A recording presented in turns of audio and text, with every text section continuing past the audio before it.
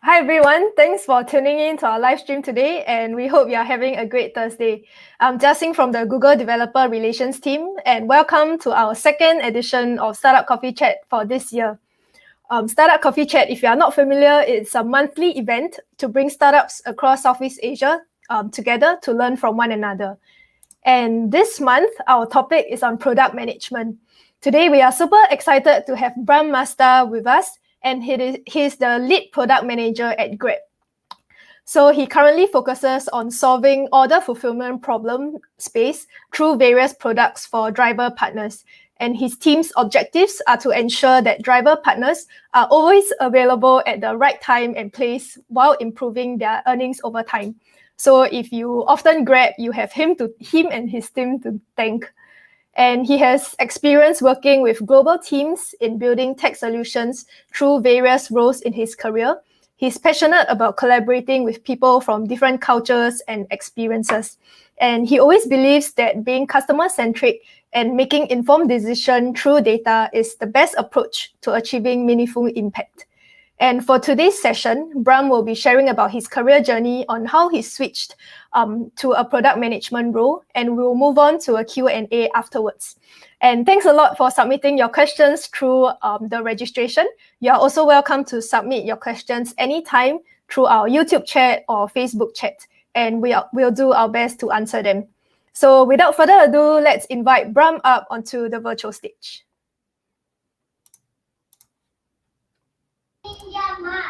Hello. Hi, Brahm. Hi, Yashin. Thanks for having me. Yeah. No problem. Really excited to have you share your journey with us today. So, yeah, feel free to take it away. Yeah. Thanks, Yashin. I think really excited to be in this forum. A lot of good questions being asked and being sent to me, and I believe I will learn a lot from all these questions. I really hope whatever that I share today will be useful for everybody. So yeah, let me just get started. Okay, so today, everybody, thanks for the chance. I will share about my product management transition experience, and this is more about like how what kind of learnings that I had after I moved into product, and a bit of context about what do I do and my team does in the product management space, which is trying to do in Grab Marketplace. So there will be three key contents. One is about Grab itself. What do we do? Second is about the transition experience that I had, and last is probably several tips for everybody here, just to share on what I learned and what would be the good practices for you to start as a product manager. Okay, let me just get started. Let me start with our mission in Grab, and I will dig down a bit deeper about our driver partners and the main problems that we are solving in Grab. Yeah. So to start, I would love to share about Grab missions and how we plan to make a difference to Grab. Yeah. So Grab mission is to drive Southeast Asia forward by creating economic empowerments for everyone. What does it mean? So we always believe that business have two bottom lines. One is to deliver profit, and the other one is to give impact, social impact at the same time. And how we are giving a social impact is through ensuring that our everyday entrepreneurs, which is the backbone of our economy in Southeast Asia, to thrive through technologies. Yeah. So how do we ensure that they thrive through technologies? I think this is what we are trying to provide to create a marketplace for them, so that they are able to meet their consumers, meet their customers, and providing services, and then providing benefit each other. So if you imagine like a pre-internet days, how are the entrepreneurs and the consumers or customers meet? They meet in the physical space, right? And they maybe meet in the shopping malls or maybe meet at a store. And then how can we attract more consumers into that place? Is by making the place more attractive. So how we make this transition into a physical space into in the post-internet days where it is supported by technology. Now to Grab, all these everyday entrepreneurs are able to contribute or participate in this marketplace through Grab app. So if you are a merchant, you can sell in Grab. If you are drivers, you can provide services in Grab by joining in drivers, and you can be online at any time and any places. But we don't stop there, and we don't have all the answers. We also ensure that our sustainability is there. So not only we provide them the marketplace to thrive, but also we always train them. We also always inform them with the right data information about how they can make a decision, how can they become better in what they do, so that they continuously help to improve their earnings as well. I will go into a bit of more details about that, but that's in general is what is our principle and share it in our great way. Next is about where we are in Southeast Asia. Happy to share with everybody that we are available in 400 plus cities in 8 countries. Over the years, Grab has expanded our offerings across Southeast Asia, and the services included deliveries, mobility, financial services, enterprise, and others, and all supported through the super app.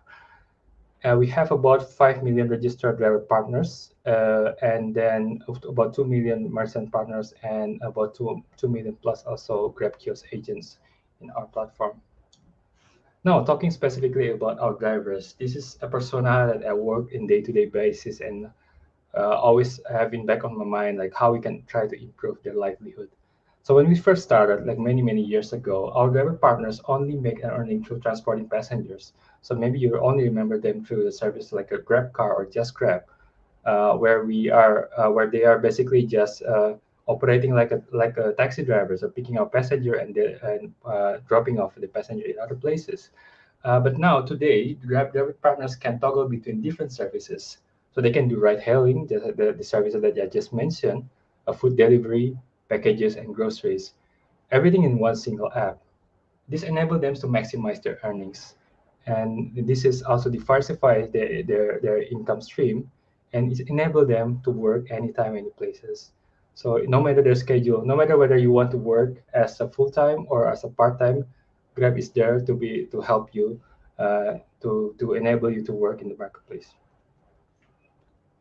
Now, talk a bit more specific. To solve driver problems, there's a lot of problems in drivers that we need to solve, and there's a lot of product managers as well in that functions. So what do I do specifically is how we can ensure that we have a reliable supply anywhere, anytime. So when you imagine somebody as a join Grab as a drivers, they want to have a good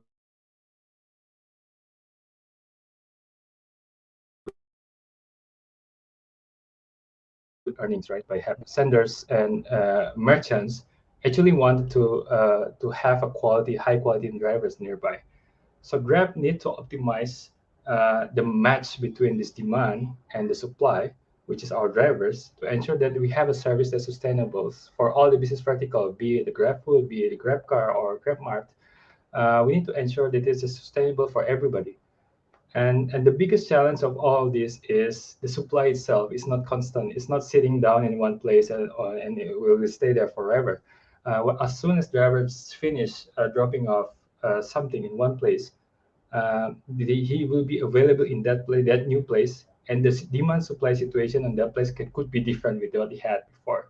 So there could be super oversupply, it could be undersupply. And if you look at the picture on the right, is a sample of situation that we have in Singapore many years ago, and we tried to collect the data. Actually, this is supposed to be animated. So there are areas where we are so oversupply, and there are areas where we are undersupply, as we see over here. So the red one is undersupply, the red one is oversupply. So it seems like this is a time where the drivers are more in the Changi side of area. So we have a lot of drivers over there, but we are lacking drivers in the city area. The question is how we can move drivers from that area into the central area, how we make drivers realize that there's actually the earning opportunities inside the cities instead of stopping over there. So these are the challenges that we work on and how we are doing it. We do many things. One is we guide drivers to go into high demand areas. So you can see that they can see in the driver app, there's a heat map.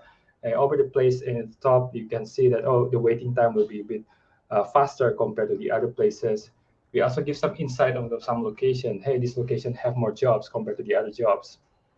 And not stopping into that, we can try to incentivize drivers as well. So how can we ensure that he's attracted into moving to other places. So we have a kind of like a gamification mechanism. Like we give some gems for the drivers, and when the drivers collected enough gems, then it can be traded to cash. So these gems can be collected by completing jobs, can be collected by moving into some locations. So if you see in the picture in the middle, there are some location that has a treasures. There are some location that has extra gems.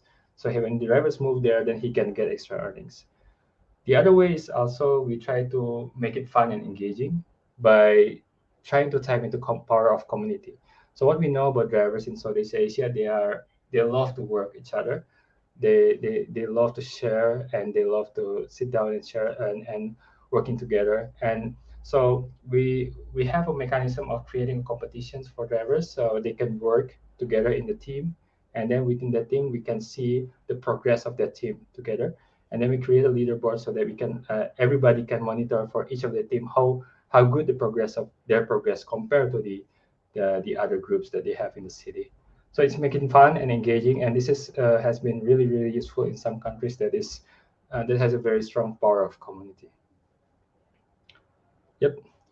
So that's about Grab. So that's about what we do in Grab, and that what excites me every day when I go to office and try to think about how do we solve drivers' problem. Now that we go into the next section about the transition into product role. So what I've learned. So this is my career journey. So it is I graduated around 2008 from a computer science degree in Bandung Institute of Technology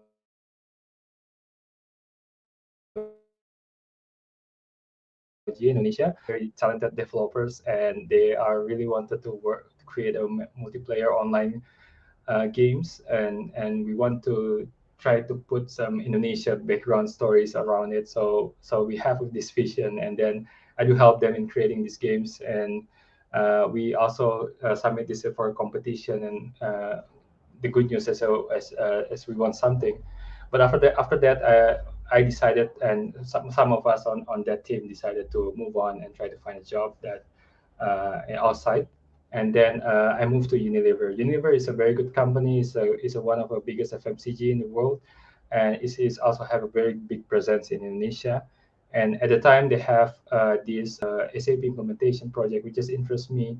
And then I joined there, and I learned a lot about supply chains. I learned a lot about how the FMCG business run, and then when we and contributed in the order to cash process, distribution process, warehouse process, all these things. And yeah, I spent about 2 years in Indonesia, and then there's opening in Singapore. The same skill set is needed, so that's why I moved to Singapore, try to apply the same experience to for Malaysia and Singapore context. And meanwhile, at my free time, I feel like let's make use of this time, and I try to take my master degree in NTU. And I still continue working afterwards until 2015. I started to manage a team, and my scope is getting expanded to several other countries like Myanmar, Cambodia, Laos, and interestingly Korea, which is a bit far from Southeast Asia, but it's very interesting to learn about these new cultures. Yeah, and it ends on 2018, and I figure out that product management is something that interests me a bit more. So I moved to Grab, and lucky enough that the people in Grab were willing enough to accept me as a product manager. I started to work on incentive products, and slowly expanded into other products that we have in supply shipping functions, which is basically enable drivers available at any time. And also towards the end, also towards now I'm working on also on the how we can enable drivers to have more earnings. So how we can diversify the income streams, and how we can ensure that they understand what their earnings. So the big question is, and this is something that many people asked me at the time, why switch to product? What makes product management very interesting for you? And I think this role is also actually very interesting for many people, especially if you are very interested into technology. Um, but for myself, I do a bit of research about this role, and because of my passion of learning about new technologies, I try to find like, hey, what would be the best role for me? And interestingly, at the same time, when I do all my research, there's a kind of workshop that happens in my company at the time. It's like a purpose workshop. The company intention is to find the match between what the employee wants and what the roles is available in the company. And what I realized after having a lot of talk with people in that workshop is, uh, whatever that my purpose is, as I've written in the picture on the right, is like I like to build something that improve life of others. The excitement that I have is when I see that the users of my solutions or my products or my technology changes that I make is being happy and being helped, getting help because of the work that me and my team has. And working in FMCG IT actually help to improve some life of employees and shareholder by streamlining supply chain management. We make it very efficient. We make the cost less. We make the hours spent by employee less. But one thing that I realized, if you work as a product manager, is actually you can expand the impact a bit more. You can help to hundreds of or thousands of people's lives to improve using technology. And when the opportunity from Grab came, is even bigger. So it is able. The opportunity is to help millions of Southeast Asia drivers to earn additional income to feed their families.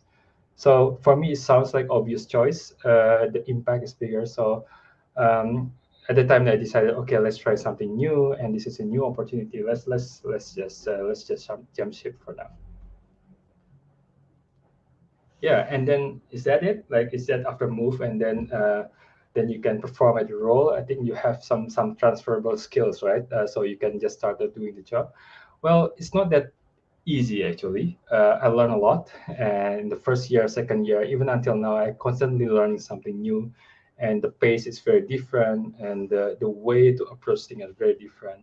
And here I can highlight some of the things that is becoming very key changes or key mindset change that I have.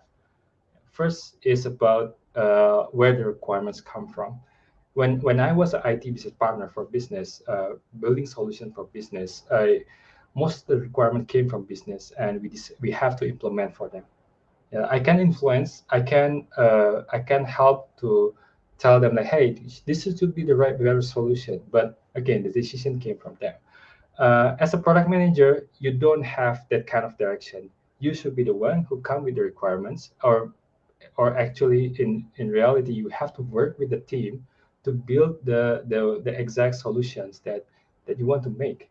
So you should come with requirements, get and also push your stakeholders, get support from your stakeholders.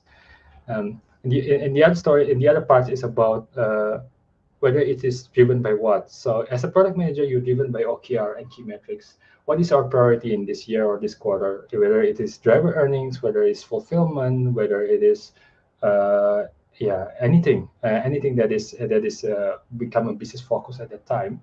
That is the way you are being. This is what driven the business decision or product decisions. But at the time, it's more for as I mean, my previous role is more on the business case and like how much the revenue, how much the cost that can be obtained from this project, and that's it. Let's decide what to be done and how you are being measured. As a product manager, it doesn't matter you ship 100%, 100 products, 100 features, as long if your impact is zero. So it's more about your impact, how much changes that you have made in terms of whatever the goal is. Like if your goal is improving driver's life, is the driver earnings improve? Is the fulfillment rate is improved? So all these things are becoming your your measurement, right? As a in the previous role, it's more like I was measured by project deliveries. If you deliver all these 10 projects on time and no issues, no tickets, that we can consider this as successful. Yeah.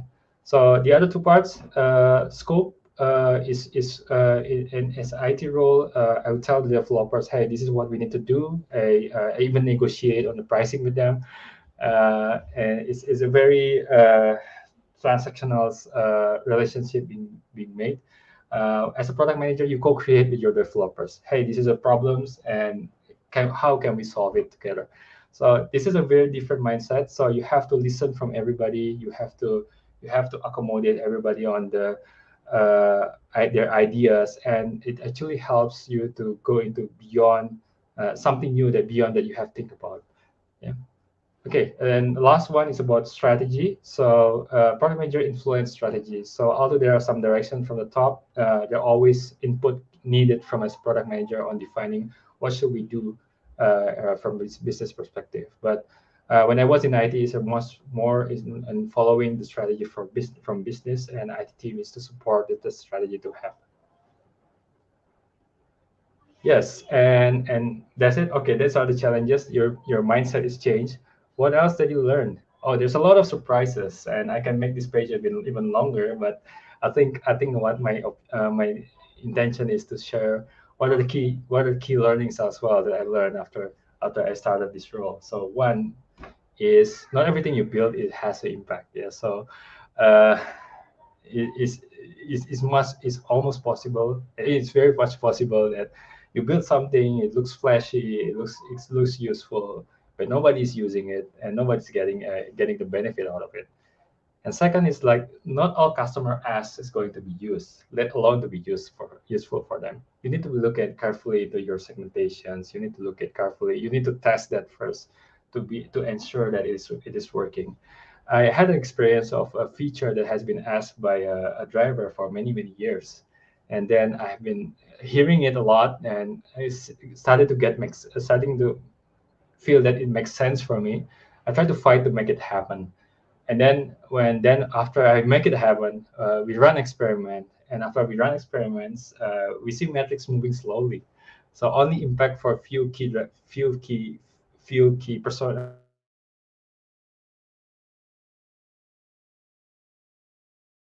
for few key segments. So yeah, you have to be a bit careful and in terms of making decisions. So not all customer ask to be is going to be useful. So you have to you have to test it, and also when doing user research and looking into data, there's always possibility of having a selection bias happen. So I also had experience of like testing with the users, and the user are really delightful with they're really happy with this feature, and yeah, they're really looking forward this to happen. But after it happens, then there's a very minimum impact that we see. So and this is after we learn is because we there's some selection bias when we are trying to do the user research. So it might be useful for some segment, but not all segments are getting impacted, or not all the segment that we targeted are getting impacted. The same applicable for data. Be careful with your selection bias. The second last point about who is the boss. Product manager is not the boss. You have to sell your ideas. You have to push the ideas to the stakeholders.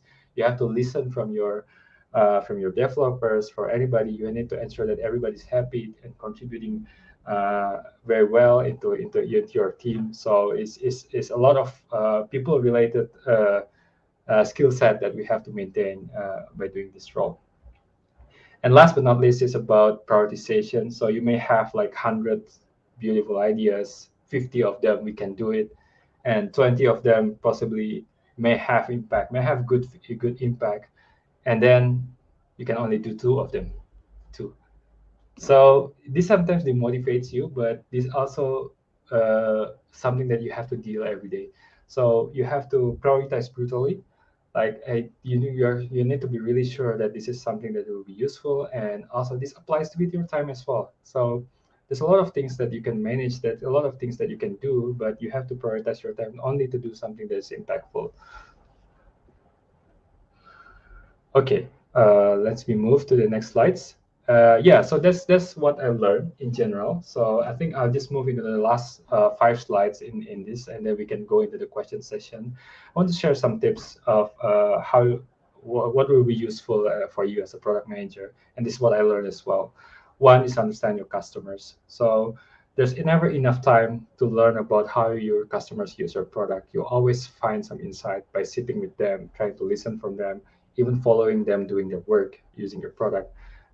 Don't assume that they will do and use it based on in certain ways. Always check, always get a feedback.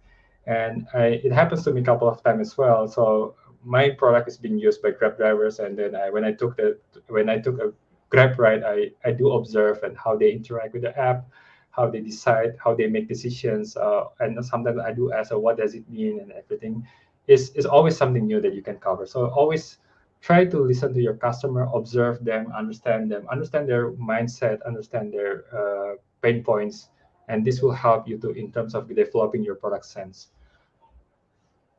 Second is once you understand the problem, try to deep dive into it, like define it clearly, get deep into understanding the problem, ask why a lot, why they are doing this, and after you get the answer, ask a bit deeper, and don't jump into solution directly, and yeah, and when you jump to solution directly, you have a tendency of solving the wrong problem. So be sure that you are solving the right problem. And also, when you need to size it, whether it's worth solving or not. If it is worth solving, then you might prioritize it. And after that, you make hypothesis of the solution. Define, if I solve this, if I make these changes, uh, how you can define that this is successful or not. And last is about iteration. So when you test it, try to start small. And I expand this in the next slide. So start small, experiment, and iterate. So one thing to be avoided is to invest in a big project and then realize that in the end it doesn't meet any of your goal. So it happens a few times to me, and after that I learned that it's always best to start small, test if the metrics moving, if the customer response is good. If not, then scrap and iterate and try finding something new. So these are just an example. We try to do some nudges to validate if the responses are clear, and we also try to build a leaderboard. This leaderboard came out in one small experiment that we did. So although the leaderboard looks beautiful over here, there's a lot of ops heavy process that running in behind that, to pay the drivers, to make a communication to drivers, to create a team. So yeah, we do this to validate whether this product is actually working or not. Because if it is not working, all the investment will go away. So we need to ensure that it is giving impact to our users. Number 4 is that just keep looking into your data. Try to invest your time on it. Monitor closely, look at it every day, and understand your customer funnel. Also our metrics. Try to understand the correlations or causations about all this data. And yeah, sometimes you have to get a look deeper, and then you maybe get help from your data scientist or analyst to try to uncover all this. But by doing this, you may, or you will learn something new. You will, especially if you connect it with the understanding of your customers in the beginning. And last is about ownerships. So we need to, and this is a tips for everybody. Like, don't tell the developers about what to do, but try to explain the problem that we want to solve, and try to brainstorm with them what will be the solution. My experience, you'll be amazed with the ideas that it came. It will be out of the box, and then it will make the solution even better. And the best thing is, if we do the co-creation together with the developers or anybody within the team, it creates ownerships, right? It creates uh, a better willingness for the developers, for everybody to work on, because they know the problem. It is embedded into their self, and then they're really really willing to help it to solve problems. And this is an example. This is a small screenshot, but this is an example of when we try to solve undersupply during rains. And my designer is a very wonderful person. He can create a workshop in a very short time and involve our developers. So if you see a small post-it notes over there, these are all the ideas, and it comes from not from product manager, it comes from the developers. Hey, we need to do this, to do that, and not only developers but also business team as well. There's the designers, there's our data scientists, so everybody contributes, and from all these ideas, we try to create something more narrowed, and something that we believe that will give some impacts. Yeah. So that's my last tips. I think that's all from my slides and my talk. So let's go to the question sessions, I think. Thanks, Brahm. What do you Wow. Love your presentation. I think especially the last point about not just telling developers what to do. Yeah, I think we can all learn from that.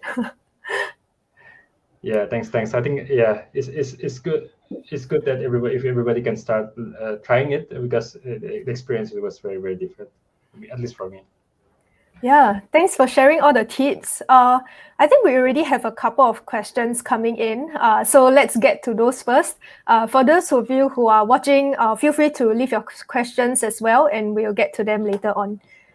So we have a question from Cleon.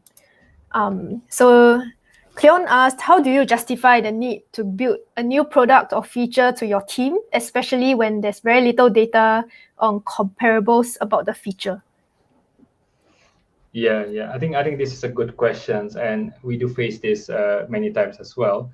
There are new products, new ideas that we want to work on, but there's no data. There's no evidence that has happened. We maybe see competitors doing it. We may not see the competitors doing it. So what we did was we tried to simulate that in the real world with our real users.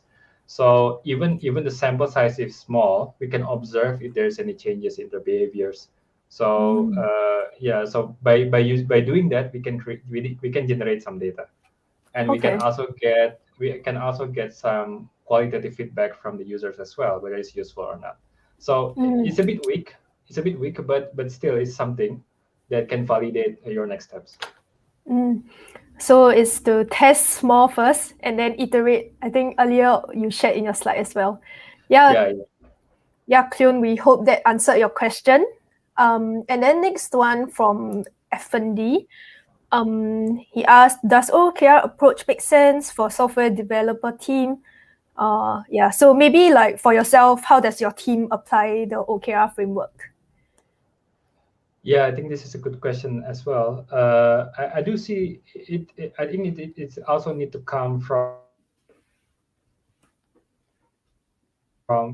what are the impacts it has been given. So I do believe that engineer has to be measured not both. So not only on completing the work, as well as how the impact of the work that happens, because the quality of the work can be different if the developer understand about the impact and the OKR itself. So I think it still makes sense, but I think I agree with you. There's has to be a metric as well to measure in terms of the deliveries of the work as well. Yep. And Cleon replied, makes sense. Thank you. And I think let's get to some of the questions that were submitted through registration. So first, I think everybody is really interested about how you have 10 years in IT and being in Unilever, and then you transition to being a product manager.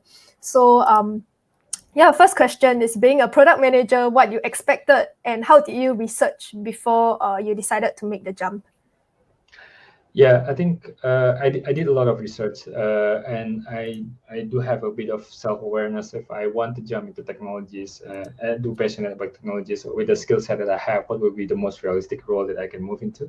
So I look at possible options, and then product management is one of them. So I applied to dozens of companies. I attend product events, trying to make some connections, and also try to attend some courses to improve, but nothing replaces you doing the actual job actually. But it's something that I expected, which I did a lot of research. Okay, nice. So it's not like totally different from what you expected. Well, it's a bit different. There's something new that I learned, like I mentioned in the slide as well, right? So the mindset is different. So in many cases, when the course is given, it doesn't tell that actually you need to rally your developers together in building a solutions, or many things about the OKRs, about how you approach a problem from smaller part and then expand it a bit. So that part was not there. But I think that the product management itself is growing over the time, so there's always new things that's being introduced. Yeah, and speaking about courses, there is so much content out there. I think every other platform is offering courses on product management. Were there any courses that you found particularly useful when you were learning about product management? Yeah, that's a good question. I think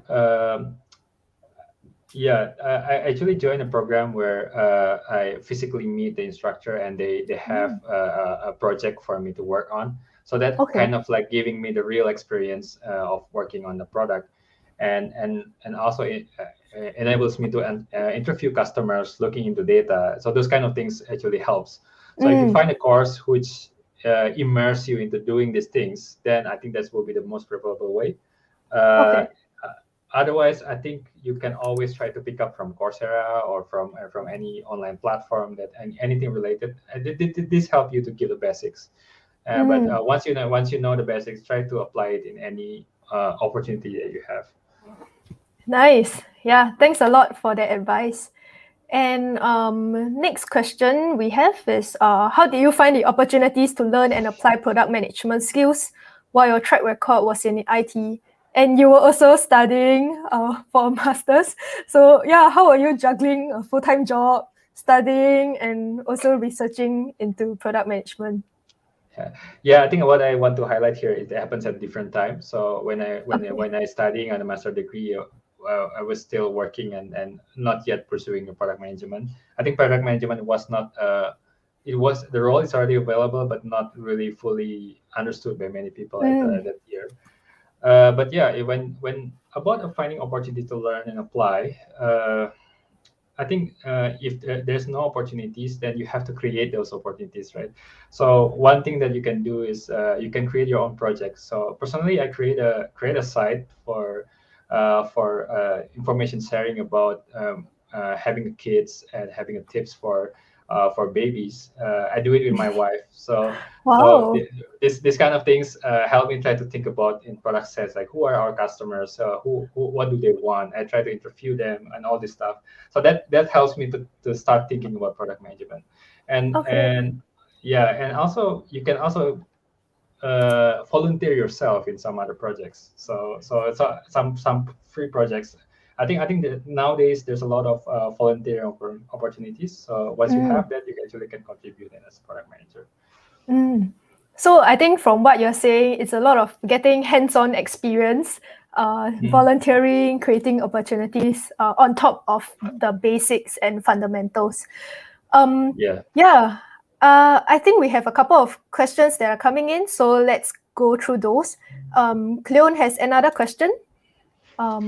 How can a product manager balance between product managing, strat, and product ops, especially in small teams?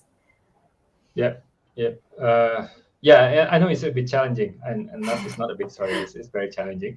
Yeah. Uh, it's difficult to answer this because in some organizations, some big organization, they have a different person for doing this role. So you have a strategy Mm, person, you have a product ops person, and you have a a project manager person who is actually doing that. yes. But what I can give advice is to create a system, especially on project management. Just ensure that you have a system that is aligned with your team. Hey, this is the way we raise ticket, for example. Hey, this is the way we prioritize things, so that this will not become a problem for you in the future. Once the system Okay. is established, everybody can follow. So that will help to reduce your work. And strategy, product ops, same thing. So product ops, you have to have an agreement with your product ops on how things being handled, what are the responsibility of the operation, what are the responsibility of products. Strategies are a bit difficult because it requires a bit deep thinking. So try to invest more of your time in strategy and try to automate whatever you can, so that Mm. you will save your time for valuable stuff for product. Yeah, so setting up processes, automating as much as possible, and having clear roles and responsibilities. I think those are some key takeaways. Thanks a lot, Bram. Cleon, we hope that answered your question. Um, and then maybe another one from, let's say, Afri. How about product that delivered for another business? Do we need to do any research for end user and any suggestion on how to engage with them? I guess for you, it's a bit different because you work with partners, you work with driver partners. So I guess maybe they're asking from a consumer point of view. Mm. Yeah. I think it's a bit different with what I do, but I do. I mean, I have been the other side of the function. I mean, I have been in the FMCG company, which is purchasing services from the B2B providers, right? Mm. So I think it's very important to do a research about your users and to understand their businesses and try to find common themes of your customers. If you have a lot of customers, let's say 10, 100 customers for the same function, it's good to understand where are the similarities and then where you can see your solution to be scalable. So it's still needed. I always have a problem of driving a standardized process to the company because let's say we have a solution in ERP system, let's say SAP, and it's being designed in Germany, and then when you try to bring it in Southeast Asia, the way of working is very different, right? So Mm. so it can be your challenges as well. If you are in a B2B function, you know the standard process is like A, but your customer may not be doing it the same way. Some regulation may be different, some ways of working is different, even some culture can be different as well. So you have Mm. to understand your customers. Mm. Yeah, so definitely research for end user as well. Yeah. Any suggestion on how to engage with them? Uh, that's good questions. I mean, it depends whether you have a relationship with them. So if you Mm. have, then try to do this by offering that this will benefit them. So sit down with them, see them how it works. Ask them to involve you in some meetings or some discussions or some. You can see the artifacts as well, right? You can see the documents, the files that they share. Mm. That's the better way rather than asking them to explain. So Mm. if you ask them to explain, they may give you partial information. But if you sit down with them, observing yourself, then you can see the problem in your with your own eyes. You will be experiencing it firsthand. Yeah. Mm. So try to immerse yourself with the customers. That's maybe advice I can give. Mm. Yeah, I like how you shared in your presentation as well when you take Grab and then you just observe how the drivers use the app. Yeah. Yeah. Always eye openers, all this stuff. Yeah. Yeah, and okay, let's move back to our registered questions for now. So, what was the biggest challenge you faced during your mid-career switch, and how did you conquer it? Yeah, there's a lot of challenges, and I learned that product management is not easy, so not everything is rosy. One is being data driven. So I used data before. I use it for debating with my users and saying that which one is important, which one is not. But being data driven in product is like a next level. So you need to understand about how the how two data can be correlated, it can be applied, how you can predict, like how you can build a model to predict the outcome. So this kind of things is very different, and this one was one of my challenges.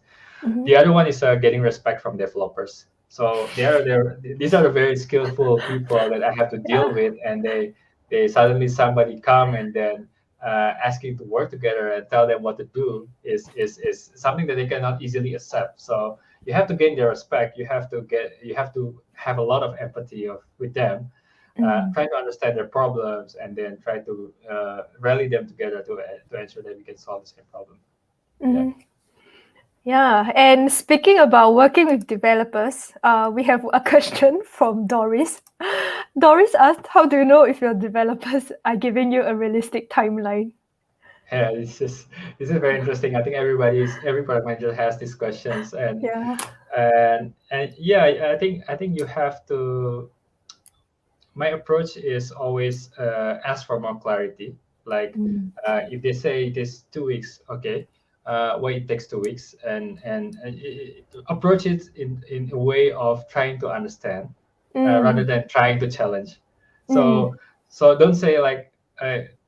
Why is 2 weeks? It looks easy. Why don't you do it in 3 days? Something like that. It's not advisable. So I would better approach it in terms of like trying to understand them. What are the processes that they have to face? Because you may not know, the developers have to go through a lot of things to ensure the code it goes up to the production. It's not as simple Mm. as you run compiler and you do in the college days. It's a lot of processes to make it happen. Mm-hmm. Yeah, Doris, we hope that answered your question.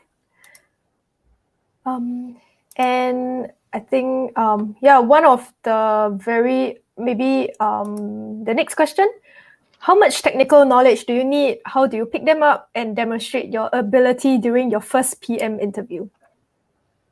Okay, first PM interview, luckily was not too technical. I Oh, think okay. I was getting a benefit of my hiring manager was looking for somebody who has experience in stakeholder management. So the nature of the product that I was managed was more towards how we can ensure that. So the product is empowering the country team and city teams to set up themselves. So how we can ensure that those will be beneficial for them, how we can scale with that. So it's more on the stakeholder management side. It's not very heavy on there. So that's why they don't focus on the technical skills. And then Okay. they also look into the problem solving, right? How you solve big problem and try to divide it in smaller chunks. But in terms of technical knowledge, what I can say is like I mean, I graduated in 2008, and whatever that I learned in the college days is maybe not really useful until except the principles. I mean, Okay. the principles are still the same, but the technologies are different, right? So I think what's important is to appreciate what the developer does, try to understand in the big picture what they do, what are the services they have, how it functions, what kind of what kind of feature it supports, all and how these services communicate with each other.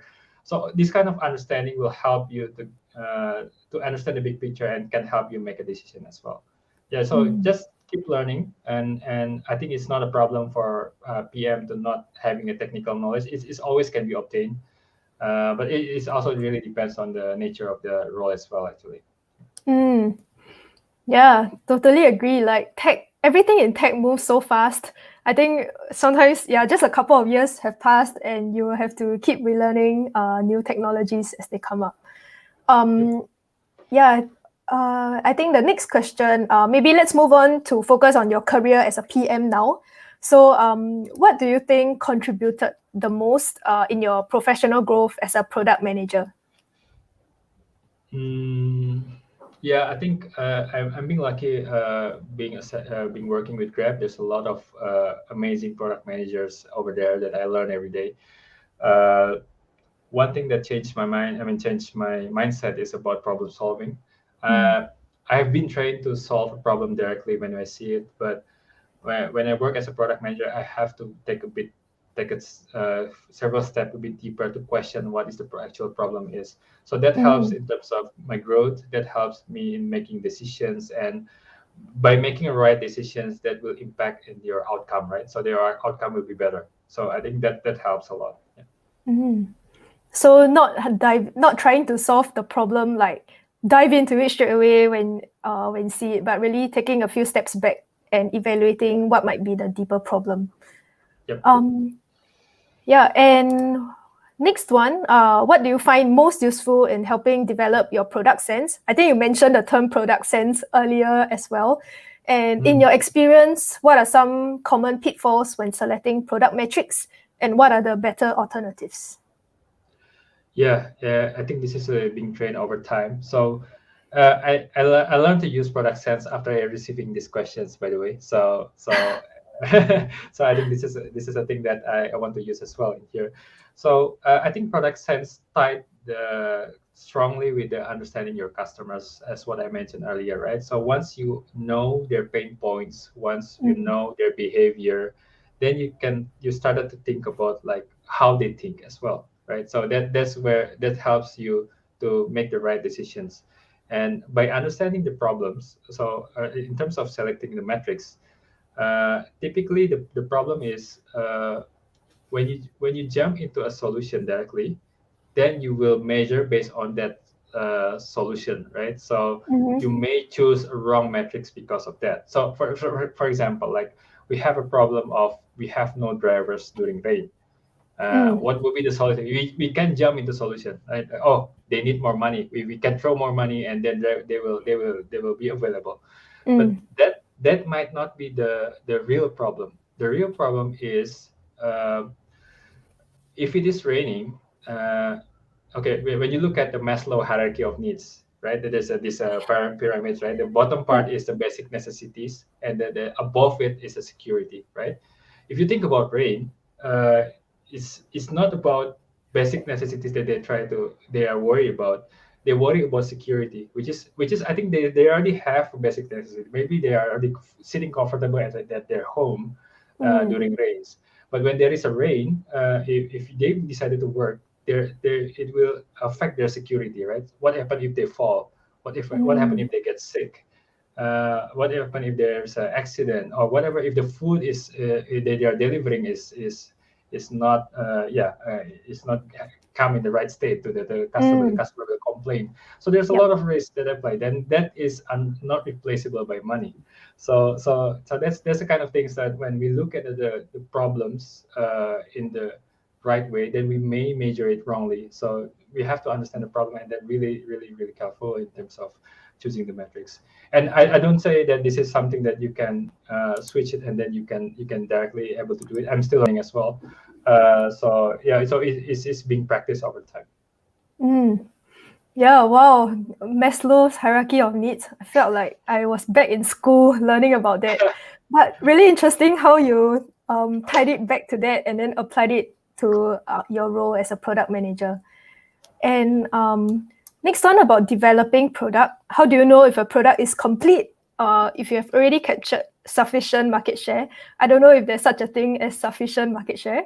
When do you know adding new features will detriment it? Yeah, I think this is a good question. I have seen like a product that's been growing a lot, and then at some point that the growth is not that big anymore. Then we decided to drop all our investment over there. So I think you just need to continuously monitor your metrics and see if any experiment that you do, how much the metrics it will move, and then you just compare it with the effort needed to do some things. So let's say if you do project which is Excel scope, and then the impact probably maybe just 0.5%, 1%, then you may ask yourself whether this is worth doing or not, right? And you should compare with other stuff that you can do, and then see what are the other impact that the other products can do. So you just continuously monitor your metrics and see whether in which state the product is, and see if the metrics can be moved very big or not. Yeah, I think it's also like opportunity cost. If you're doing something, it means you're not doing the other thing. Yeah. Yes. So Correct. really love that. Yeah, and I think we have a couple of questions about this as well, about getting feedback. So I think as a product manager, you have so many people telling you feedback. So whether be it in the organization or outside. So how do you decide which should be prioritized, which should be taken into consideration? How do you determine which feedback from bottom up or top down take in consideration? I think all feedback is welcome, whether it is we are doing it or not. Whether it's for me, it's come back into the data as well.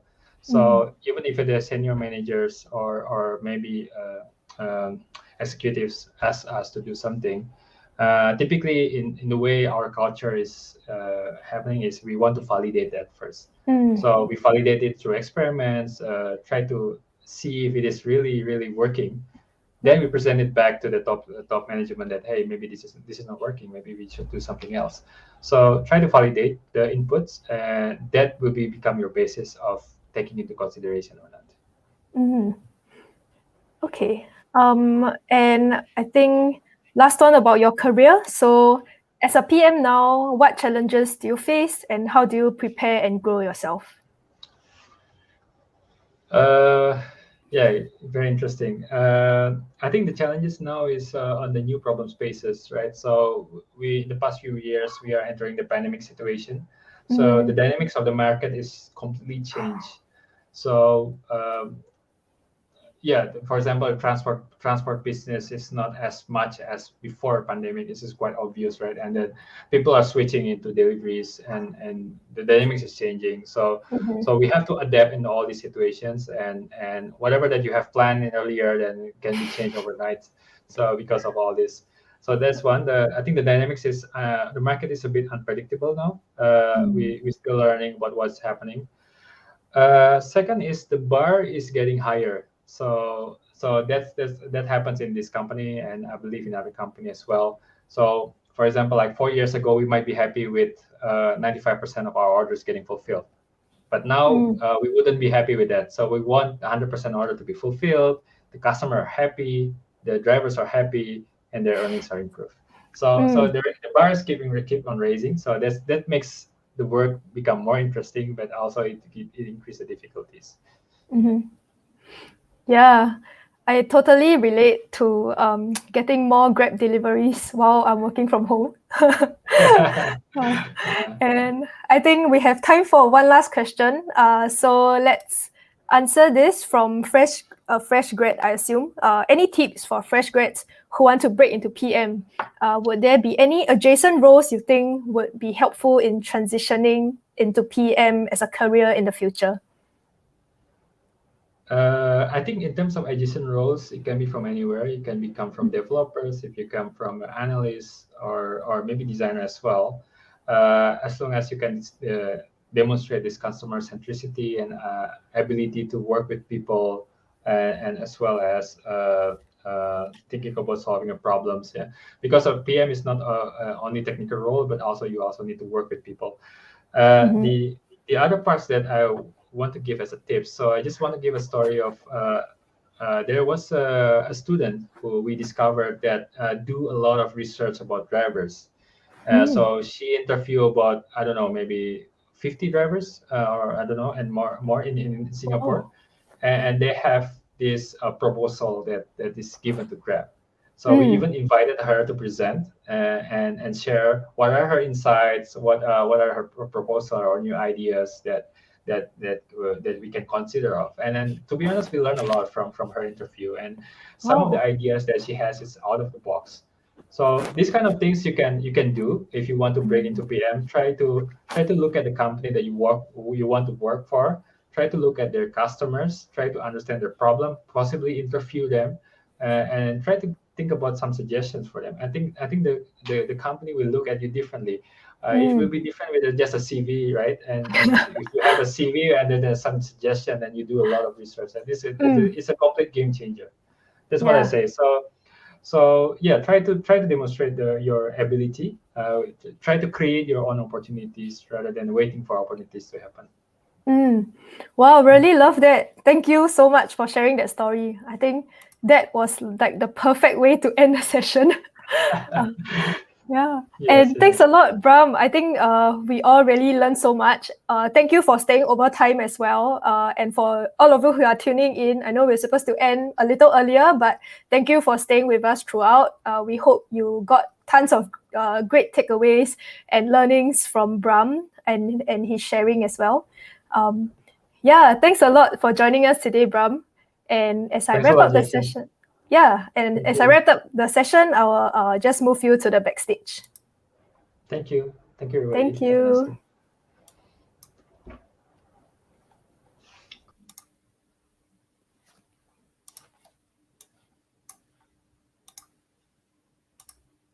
And if you joined us halfway and you missed any part of the session, you can always check it out on our Facebook page or YouTube. It will be the same link as the one that you are viewing on now. And we regularly host events with developer and startup communities. So do subscribe and follow us on our social channels to keep updated with what's coming up. And lastly, we value your feedback. So let us know what you thought about today's session. And you can just scan the QR code or you can click on the link that we'll share in the live chat. And until then, stay tuned for our upcoming events. And you can find out more on our website and social channels. And we'll see you again soon.